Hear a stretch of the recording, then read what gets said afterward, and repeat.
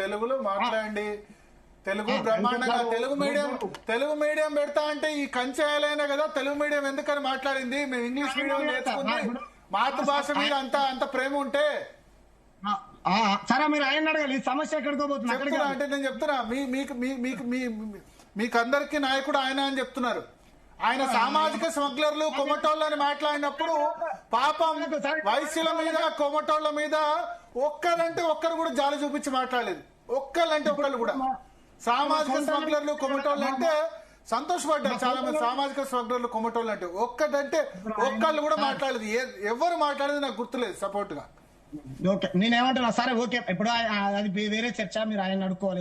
ఎవరు ఆరోపించారో ఎవరు రాశారో ఆ సార్ అడుకోవాలి. మీరు ఆ సార్ అంటే ఆ సార్తో మీరు మాట్లాడుకోండి. మేమంటున్నాం ఇప్పుడు కోమటోళ్ళని కూడా రోడ్లు ఎక్కారు కదా. ఈ రోజు సోమాజిగూడ ప్రెస్ క్లబ్ లో వైశ్య సంఘానికి సంబంధించినటువంటి నాయకుడు వచ్చి వాళ్ళ రోదనను వాళ్ళ బాధలను బహిరంగంగా మీడియా ముఖంగా ఆయన చెప్పుకున్నాడు. రైట్, ఆయనకి ఏం సమాధానం చెప్దాం. ఇటువంటి విశ్వకర్మలు కూడా అనేక సంఘాలు వచ్చాయి, వాళ్ళ బాధలు వాళ్ళు చెప్పుకున్నారు. ఆయన ఎవరికి ఆర్యవైశ్య మహాసభ ఉంది. వాళ్ళు ఇప్పుడు ఎవరో కులం నుంచి ఎవరో ఒకళ్ళు వచ్చి ఉండొచ్చు. ఆర్యవైశ్య నుంచి ఎమ్మెల్సీ ఉన్నారు, దయానంద్ గుప్తనో ఎవరో, ఓకే. లేకపోతే వాళ్ళ విశ్వకర్మ కులం సంబంధించి అంటే దాసో శ్రవణ్ ఉన్నారు. రమ్మంటే ఎవరో ఒకళ్ళు వస్తారు. ఇప్పుడు అలాంటి కులం నుంచి ఎవరో ఒకళ్ళు అబ్జెక్షన్ చెప్పేవాళ్ళు చెప్తారు.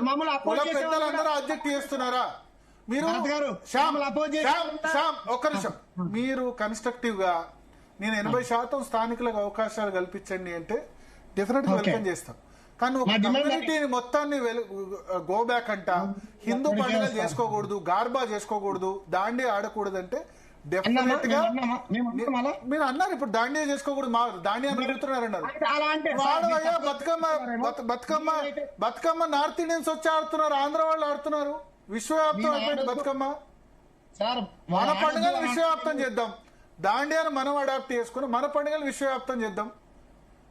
మీరు అన్నట్టు సమ్మక్క సారక్క ఉంది. సమ్మక్క సారక్క ఛత్తీస్గఢ్ నుంచి కూడా వస్తున్నారు భక్తులు. మరి అవమానించినప్పుడు వీళ్ళు ఎందుకు ఎవరు అవమానించారు? చిన్నజీయర్ స్వామి అనే వ్యక్తి ఏమన్నా పెద్ద దేవతను ఆకాశం నుంచి చిన్నజీయర్ స్వామి మాట్లాడినప్పుడు ఖండించే వాళ్ళు ఖండించారు. ఆయన దానికి వివరణ ఇచ్చారు కదా. నేను చెప్పిన దాన్ని ఎడిట్ చేశారు, 10 seconds ఎడిట్ చేశారు తప్ప పూర్తి అది కాదు అని ఆయన దాని మీద వివరణ ఇచ్చారు.